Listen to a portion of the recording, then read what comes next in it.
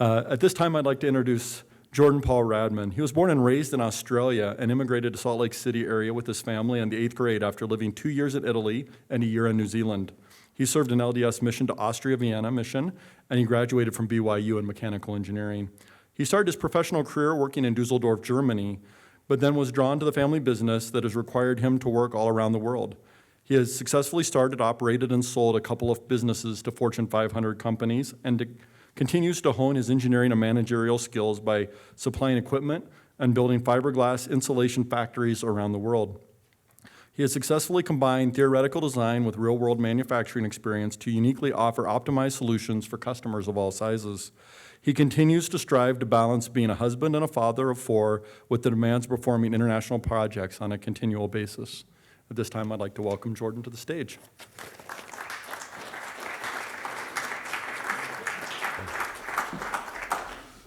Well, thank you. It's a pleasure to be here, and you know, this is not something that I do very often, so bear with me if you sense my nervousness. And let me clear my throat first. But I hope that I can inspire you a little bit today and help you to understand a little bit more about our business and where we come from and how we got to the position that we are in. And you know, I really, as Joel said, I think that this is one of the great stories of immigrating and coming to the U.S., and that being an overriding desire of our family. And you know, you can see that I've lost my Australian accent, and to the you know, there's a lot of, my wife particularly wishes I still had it, and so every now and then I'll turn it on and off for her, so she still will, you know, want to be with me. But anyway, so let's get started. So what I thought I'd do is there's going to be a little bit of a history lesson here, and I think it's important that it helps to explain why I'm here and how we got here, and it really starts with my dad. So do I need to push the red button first? Let's see. So I'd just like to go to the next slide if I can. Is anyone helping me up there? It's just that.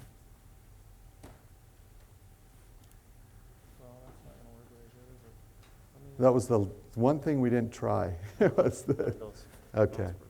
So I pressed that right. All right. That mic will be off if you want to sit here. Okay. All right. So just to explain a little bit about our business, it's a really interesting business. It doesn't sound very interesting, but when you really look at it and think about it, it's a big industry. It's called a niche business, and the product that we make is really a commodity. So, you know, as you look at your homes and all the homes that are built, you're not going to know what kind of insulation is in the walls. You're not going to know who made it, just like you're not going to know the manufacturer of your sheetrock or maybe your paint or your carpet. And so we are a manufacturer of fiberglass insulation. And it's an interesting process. It starts from silica sand and other minerals that are mined out of the earth. We melt them and we spin them into fibers. And I'm going to talk about really 2 companies. One, WF Engineering, which is where I'm working now, and that is a seller of the technology and the equipment to manufacture fiberglass insulation. And then I'm just going to briefly talk about FiberTech Insulation, which was our actual company that manufactured the product and sold. We were selling around 120 semis a week of insulation, and trying to find homes for that in the market downturn was not easy. But the market is a $4 billion industry.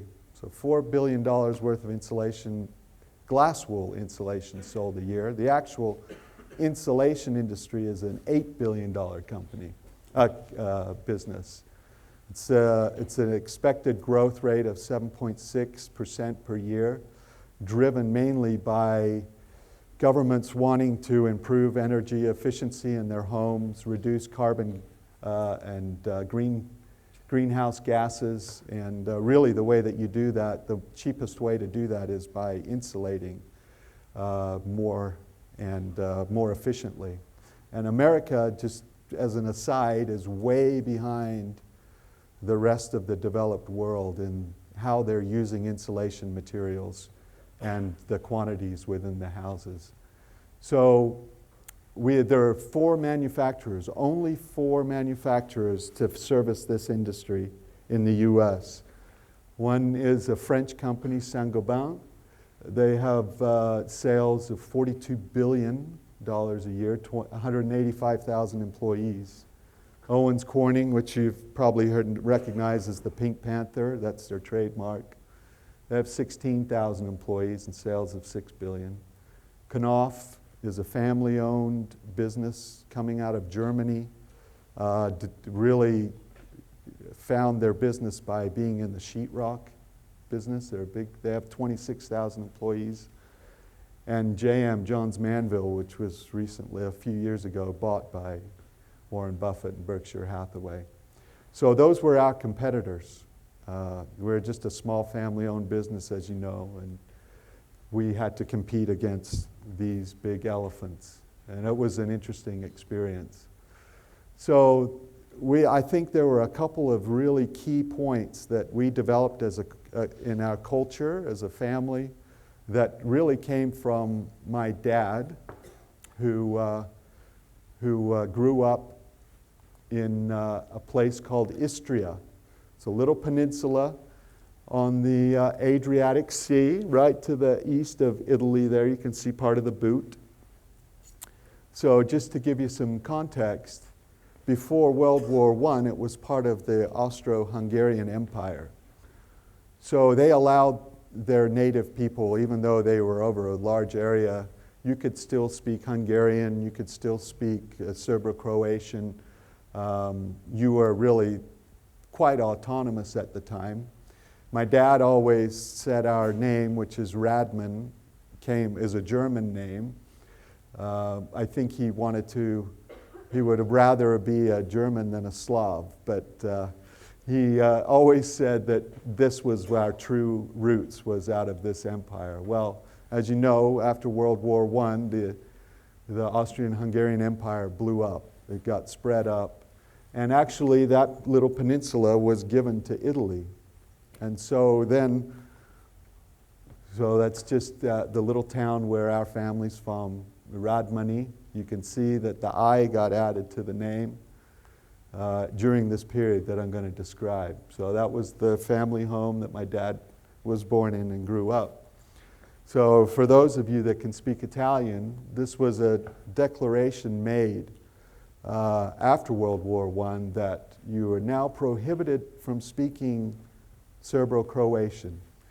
You can only sing or speak. You're prohibited from singing or speaking in the Slavic language. You can only use the Italian language.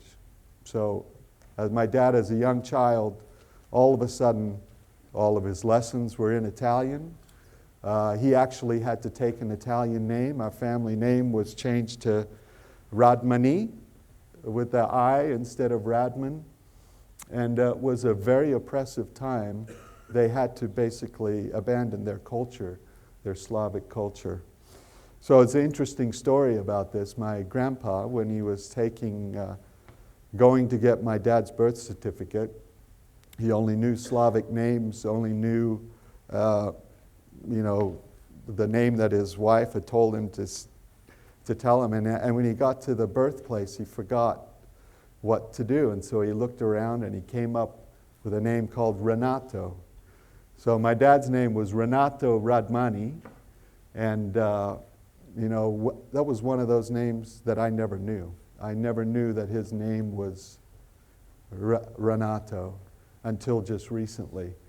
To me, his name was Ivan, which he chose at a later date.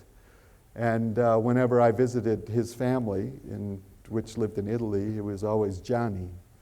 So just interesting story. So they grew up after between World War I and World War II in this Italian-dominated society. Then, of course, World War II broke out.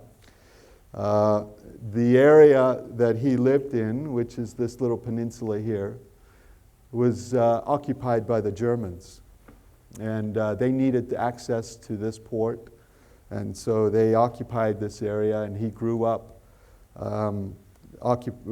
was 15, 16 at the time that the occupation was there. And he said it was a really difficult time. They had no food. They feared for their life continually. But when the really hard times came was after the Germans left. So there was a resistance group that was formed against the Germans called the Partisans. And they were constantly fighting with the Germans and trying to get them out. And what would happen is if a German soldier was killed, the Germans would retaliate by killing 10 native people. So they'd line them up and shoot them. And so after the Germans left, there was a power vacuum, nobody ruling the country. So you had this resistance group, the Partisans, that then were trying to come to power. You had the Ustasha, another group, the Chetniks. These groups all started fighting. And basically, as a young man, my dad had to choose who he was going to join. It was not allowed for him to be independent. And he knew that the Partisans were communism, and ultimately, the Tito became the communist leader. And so at one point, one of my dad's closest friends came to him that was a partisan and said to him, Ivan or Johnny, either you join us or your life is going to be in danger. So as a 16-year-old, people were disappearing all around him. There's just this, you can see this. They had this thing called Foiba. They were underground cabins all in that area where they were taking people, throwing them. People were disappearing all over the place. He had an uncle that disappeared. He had an uncle that was shot. And he feared for his life. So at 16, he decided that he was going to escape. So he got on the underside of a train that was bound for Italy. And as the border patrol and the police came by to check all the people on the train, he would, even though the train was moving, he'd go out the back door and go down and hide between the cars and then go down under the wheels and wait there until the police passed. Then he'd get back on the train. So he ultimately made it across the town, across the border into a town called Trieste, which is in Italy, which was also, there's an interesting story there. But he was 16. He lived on the streets for the next 3 years in Italy, really hoping that his family, his parents, would have the courage to also come, but they never would. And in fact, there's a story that he actually got on a rowboat, rowed back across the Adriatic Sea to go visit his parents and try to convince them to come and start this new life with him in Italy, but they just wouldn't do it. And in fact, when he arrived, they basically told him, get out of here, you're endangering all of our lives by being here. So he left and ultimately got rounded up and put in a refugee camp in Rome at this place called Cinecittà, which was a big movie studio that had been created by Mussolini to create all of his propaganda movies. So he makes it to Cinecittà. Now it's the war's ended, 1948, 49, and he wants to go to America. he has no papers, he has no education. I think he finished the 8th grade if he was lucky with his education.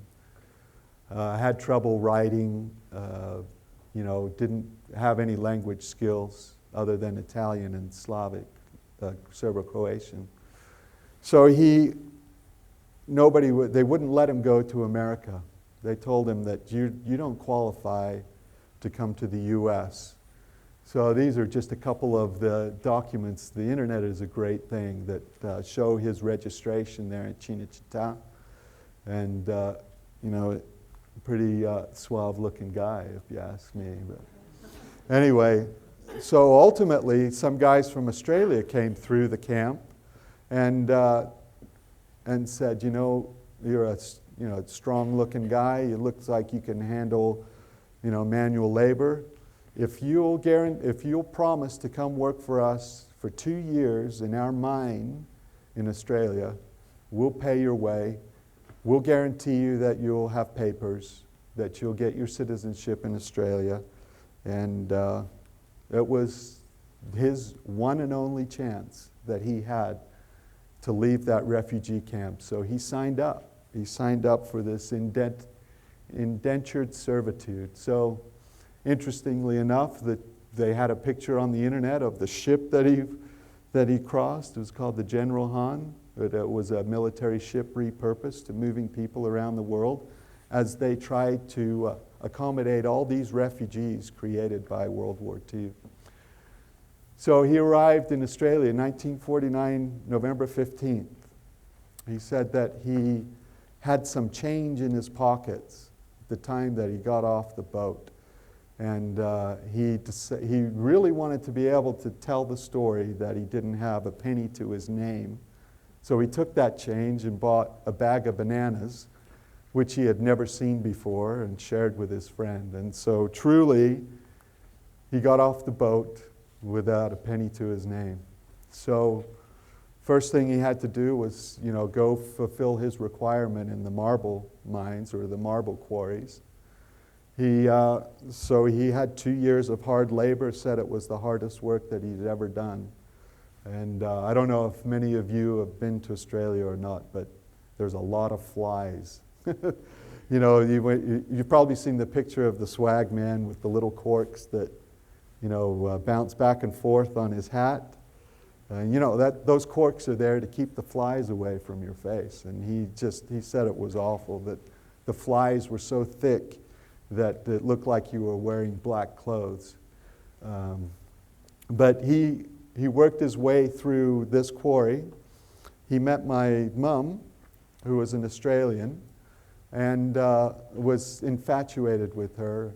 And he had some explaining to do to her parents. She was raised in a proper Australian family with, British roots.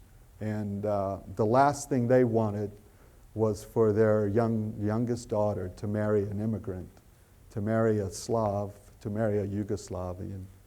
And I think that desire for him to prove himself, that he really was worthwhile, and that my mom really did make the right decision, motivated him, I think, for pretty much the rest of his life. So he started out working whatever job he could. He became a wool sorter, a milkman. He said that he could sort wool. If you remember, Australia is great for their wool. He'd sort wool during the day. He was a milkman in the morning because he could do it before he went to work. And then he had a fish and chip shop that he ran at night. And then he also picked up dry cleaning. He didn't do the dry cleaning, but he would accumulate all the dry cleaning and take them to the factory to get them dry cleaned. He worked whatever he could to be able to provide for his family. So he had a friend that was competing in the 1956 Summer Olympics in Melbourne. So he decided that he was going to go visit and see the Olympics. So he went to Melbourne, and believe me, in the back of his mind, he still had this desire to get to America. And while he was there, he told me about watching the American basketball team and how impressed he was with the Americans and how they walked out into the stadium and how they presented themselves. That he went home from this trip and said to my mom, "Let's go to America." So he sold everything he had. He sold his fish and chip shop, his dry cleaning shop. They all got on the boat. I wasn't born yet. This was obviously in 1956, 57, and came to the U.S. And he was able to get a visa and a permission to stay here by being a sheep herder. Well, unfortunately, my mom got so homesick that she just couldn't stand it. She decided that it doesn't matter how much they spent to get there. It didn't matter how much trouble people had gone to get them, make it possible for them to stay. They were going home. So they got back on the boat, went home, back to Australia. Again, restarted.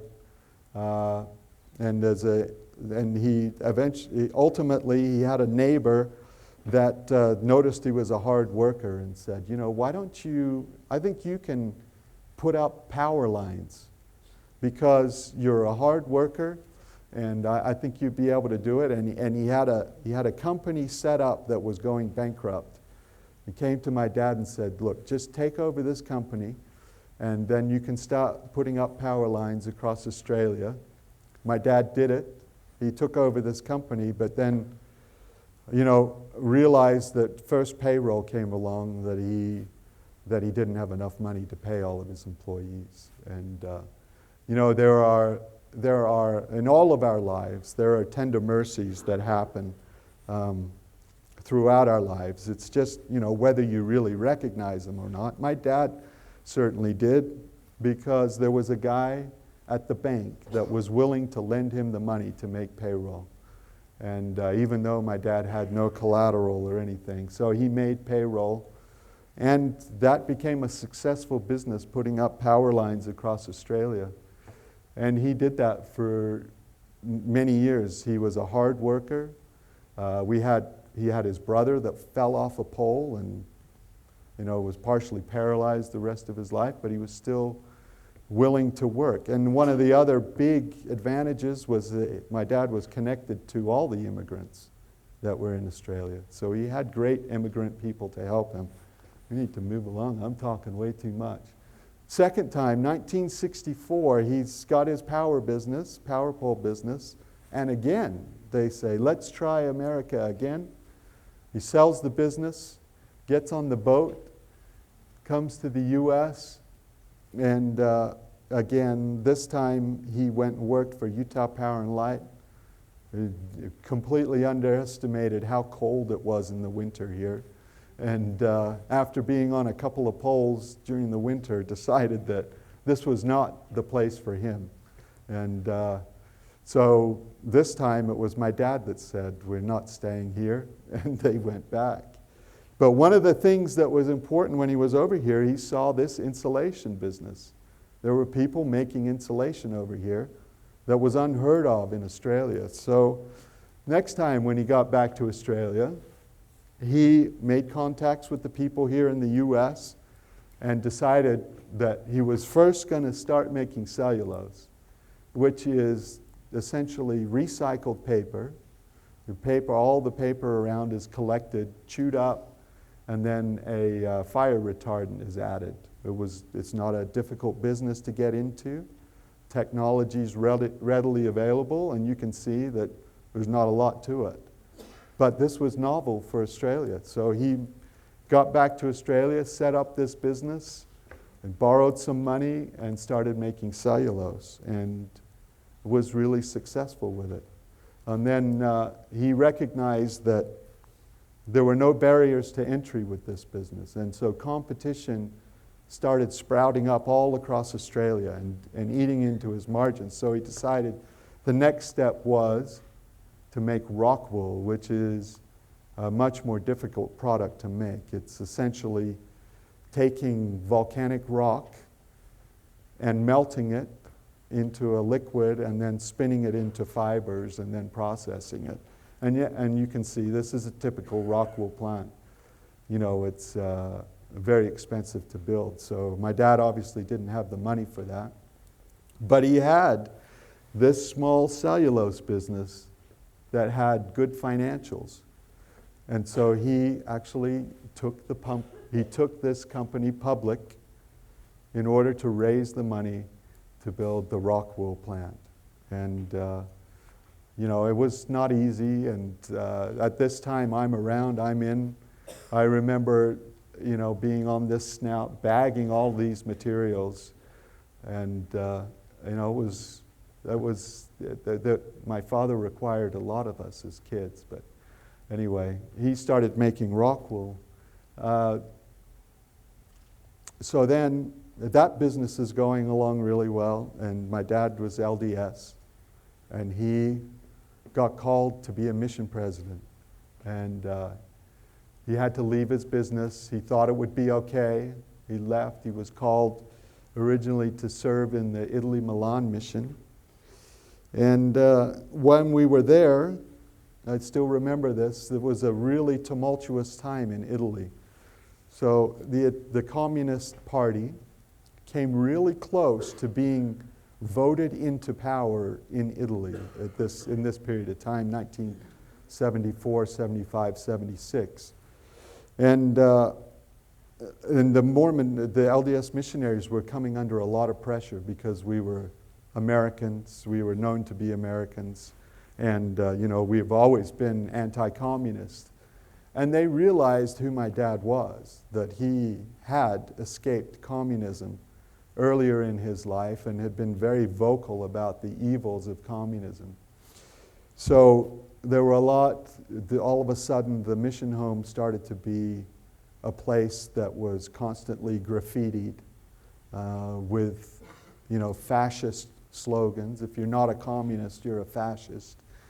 And a bomb went off right next to our mission home, and it was decided that my dad could not stay any longer in Italy, so we were transferred to New Zealand and lived in Christchurch, New Zealand, and opened a mission there. So we served our 3 years. I was, you know, 11, 12, 13 at the time. And then my dad came home from his mission, and he said it was a really difficult time for him because the business had suffered tremendously when he was gone. He, you know, he certainly had a certain way of running the business that other people thought was unorthodox. And while he was gone, the business suffered tremendously. And you know, his shares, you know, in Australia, most shares, and like the UK, they're in, you know, less than $1. They're in the 50 cents. They're all like penny stocks for us, but. And they all pay dividends. But he couldn't pay a dividend anymore, and his shares were worthless. And so he was able to turn it around. It took a lot. And he was pretty much sick of it at the time. And one of his competitors decided to buy him out. So in 1978, his business was bought. We, again, the third time now that the family decides to move to America, we sold everything, sold the cars, the houses, you know, everything that we had, and got on the boat.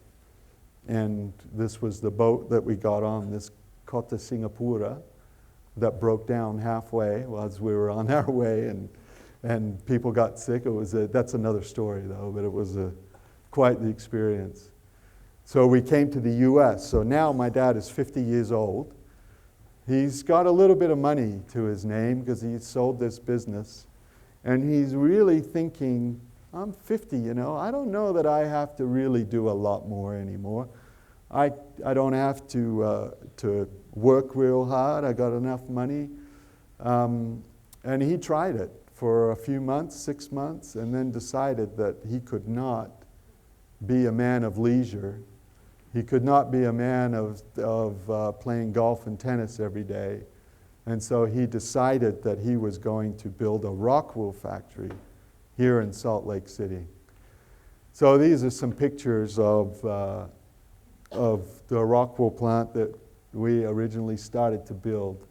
And the crazy thing, my dad never believed, you know, right or wrong in consultants or market studies or, you know, analyzing customers or anything like that. So he, 100 miles an hour, set off building this rock wool plant. Well, after, you know, he'd spent a lot of money chasing this rock wool dream, he finally figured out that rock wool in the U.S. was a dying business. They were shutting rock wool plants down all across the country.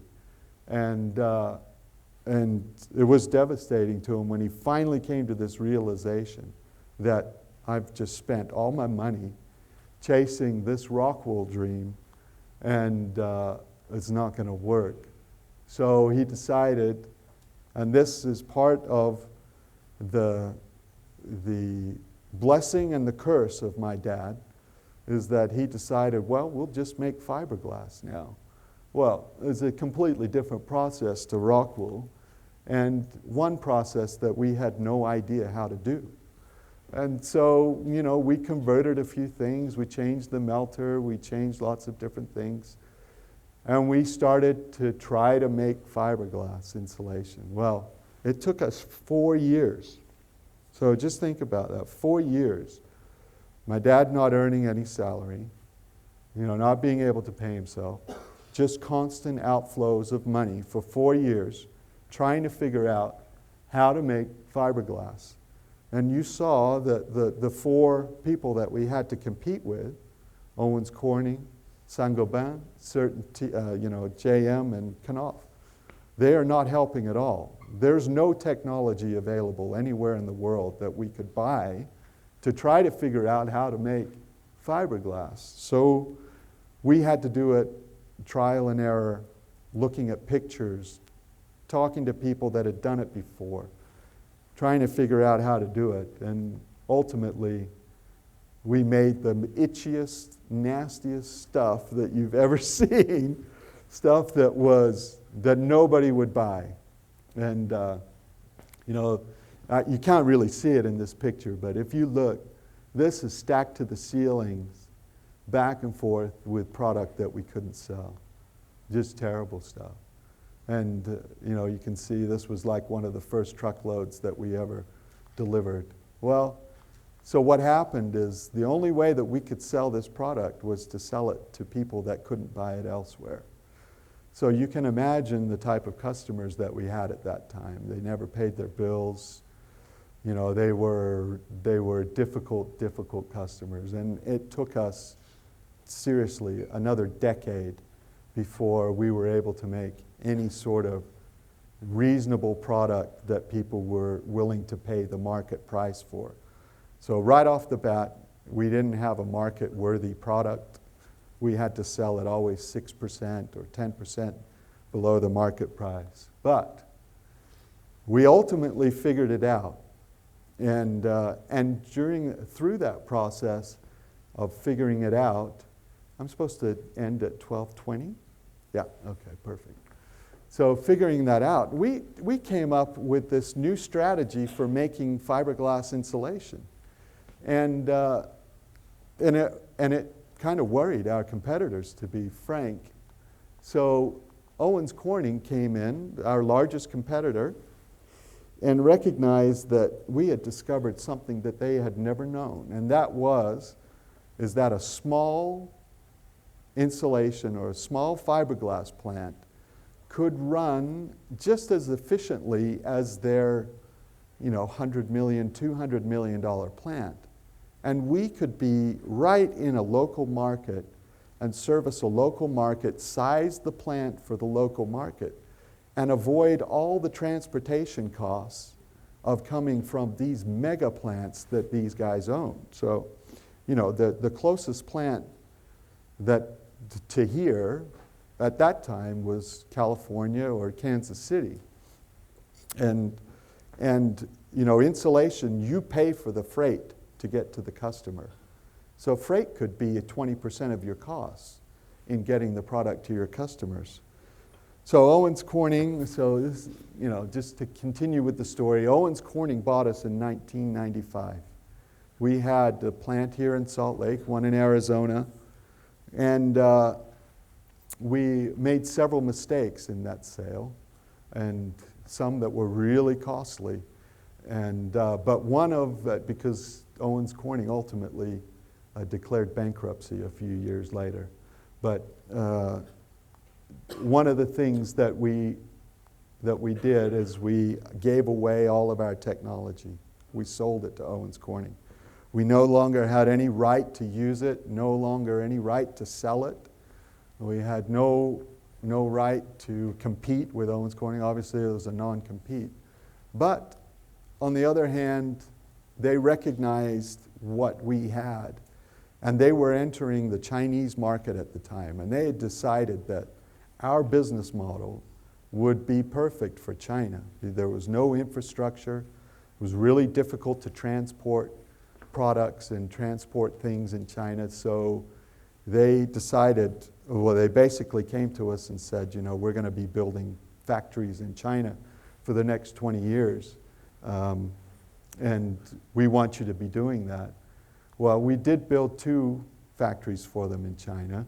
And then we continued to build factories for them all over the country. But the Chinese market is a difficult market, and the Chinese certainly figured it out sooner than Owens Corning because they did exactly that same thing. We have 4 suppliers of insulation in the U.S. In China, I think there's 75. And they built these little plants all over the country. And they basically handed the Owens Corning's head to them on a platter, but that's a different story. But we sold for another reason. Fiberglass, at that time, people thought that fiberglass was going to be the next asbestos. And, that's a scary thing. And we were worried about that. All of our chips were in this business. We had nothing outside of the business anyway. We sold. And incidentally, fiberglass is not the next asbestos. Glass, we tailor the glass formula so that it becomes lung soluble. So there were lots of different tests done with rats and so on to be able to formulate glass so that it dissolves in your lungs. So anyway, so we had a 7-year non-compete. And we built, if we wanted to be in the fiberglass business, we could only work for Owens Corning. And we did that for 7 years. But, it's really difficult to run a project engineering business and have one customer. It's a lot of pressure. It's really, when it comes to the end of the project and you're negotiating back and forth on what are extras, what are not extras, what they should pay you, all they have to say is, well, do you want another project or not? And it was a really stressful time. I'd say that this was one of the most difficult times in my life, was actually working under these conditions, having just this one customer, because I had an organization to feed, I needed the work, and I couldn't go anywhere else except for it to them. And anyway, so that's why I always felt like I was just right under the foot of an elephant. Well, so our non-compete expires in 2004, and we're looking at Owens Corning's financials. They're a public company. They publish it on a quarterly basis. This is the graph that they put up later, but this shows what's happening here. So you can see from, I think that's mid-80s through 2006, 2008, their EBIT margin on fiberglass insulation averages 15%, and it varies between 22 to 10, and has done that for decades. So we're thinking, well, we know how to build fiberglass plants. Obviously, we've done it before. We think it's a great idea. Those are great margins. We can always be better than them because We don't have the overhead. We're a small business. So we decide that we're going to buy an old container glass factory, an old bottled glass that was making beer bottles down for Bush in Florida, and we are going to make that into a fiberglass plant. And unfortunately, you can't really see it, but it was a great facility. We bought that. We converted it into a fiberglass plant. And in 2006, we started sending out our product for the first time. But this time, it was great product, fabulous product. Customers loved it. They loved us because we were not a big behemoth company. They could get consistency in the answers from us. They could get service. They could get all these things that these big companies were not capable of providing. And we sold out. We were sold out immediately. We were running at full capacity, selling product as quickly as we can. So then we thought, well, gosh, this is a great business. We ought to be leveraging this and managing this and building our next plant. So we built this plant in Nephi. So you probably, as next time you drive down the freeway going to St. George, on the south side of the freeway, on the last exit of Nephi, you'll see this big factory here. This is a big factory that we built in Nephi, and it was a great factory. We got it operational in 2009, 2010. Yes, the market was really difficult, but we really did have an advantage over all of our competitors. So it just shows you a little bit of the equipment and stuff that's in there to make fiberglass. Well, here's the rest of the story. Remember, we were looking at this graph right about here? Then when the financial crisis hit and the housing crisis hit, and we went from 2.3 million housing starts down to 500,000 housing starts, where 100% of our product is sold into new construction. This was what we had to endure.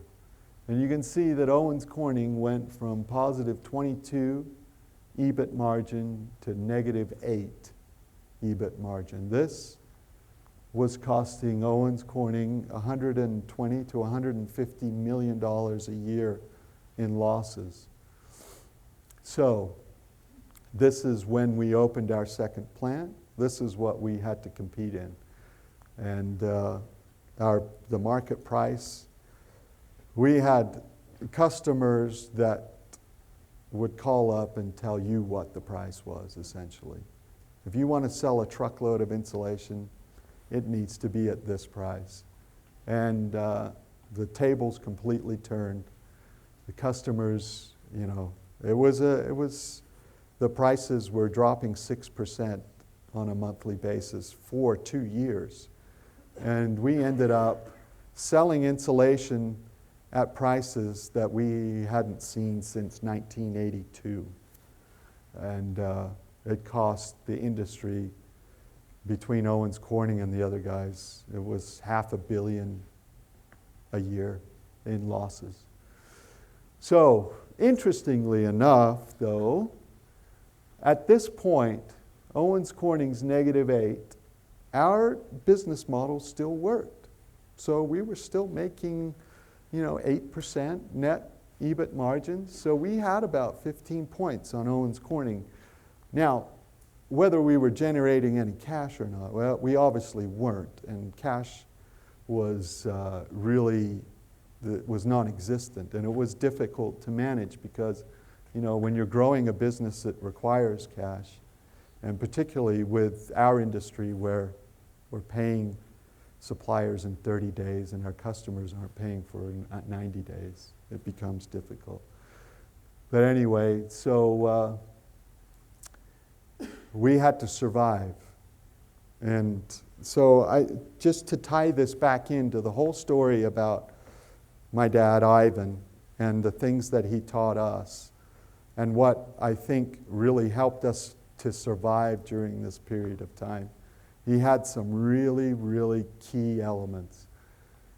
One thing is, if you must, and this must is a key word. If you have to spend money, spend it wisely. Obviously, he never wanted to spend money. We always did everything ourselves. He never hired a contractor. We always had to do it ourselves. And yeah, there's pros and cons to doing that. But if we were ever going to spend money, we had to really justify it and do it wisely. Another key thing was hire employees that are committed to the business. And what I mean with that is that you will be able to identify people that really show commitment to your business. And they are key to your business. It'll either be you, or you'll notice it somewhere else, in your organization, that there are people that will do whatever it takes to make their business successful. And, it was important to him that we have employees like that. Now, of course, we were his kids. And so I've always said that part of the reason that I think my dad was so as successful as he was is because he had a captive workforce. He had us, my brothers, me. He didn't pay us very well. We are always complaining, always looking for raises because he wouldn't pay us. But, we were committed to the business. And the other thing that was great about my dad is that he would never ask anything of an employee that he was not willing to do himself. And I think that's an important trait that you as managers and as employees do. His intuition, use your intuition. It really is a gift that we've all can use and all have been blessed with. I believe that there are intuitive things that come to our minds that will help us to be successful. And develop, I've heard that one of the common traits amongst all entrepreneurs is a overabundance of self-confidence. And confidence is a really important attribute to have. And if you don't feel like you have it, you need to develop it, because confidence will help you in your quest to accomplish whatever you desire to obtain or to conquer. My dad had an overabundance of confidence. He knew that he could do anything that he had to do. And he really meant that. And he really believed that. He could do whatever he needed to do. And borrow as little money as you can.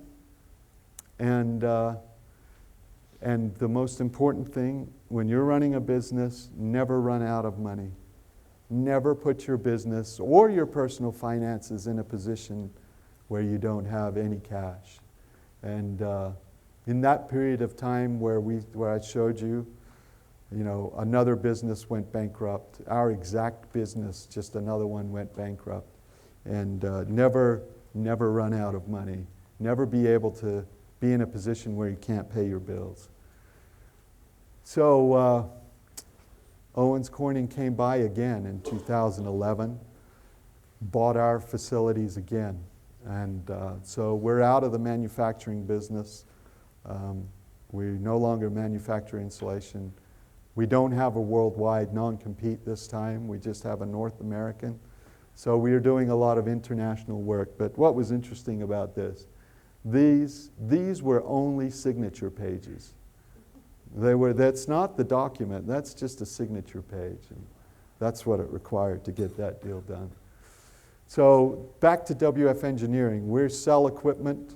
We're building plants and selling equipment worldwide. This is just an example of our existing customers and where we're working and operating right now. So if you want to travel, don't mind eating strange foods, consider WF Engineering is a good career choice. It's exciting, it's difficult, but it's a great, rewarding business. And certainly it's enhanced my life to be able to associate with so many people from different cultures and countries. So just in closing, here's just a short video clip of the Nephi factory, just so you can see some of the stuff that takes place in a fiberglass plant.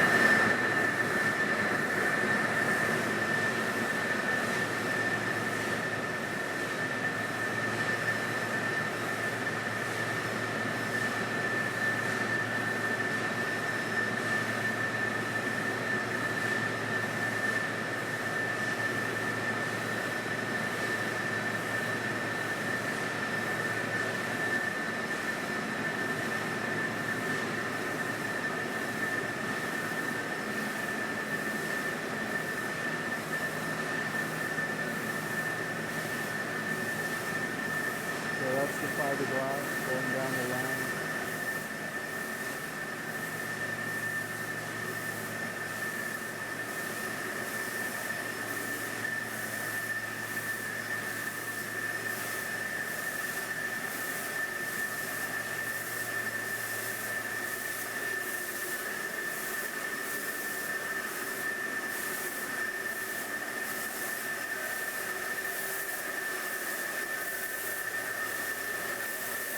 So this is all molten glass. That's the fiber coming out of the fiberizer being laid down on the conveyor. This is all stuff that's running at 2,000 degrees.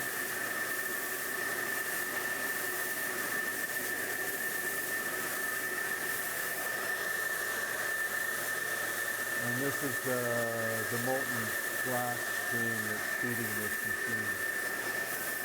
So I think we're about done, aren't we? So thanks. You can turn that off. You don't want to see that.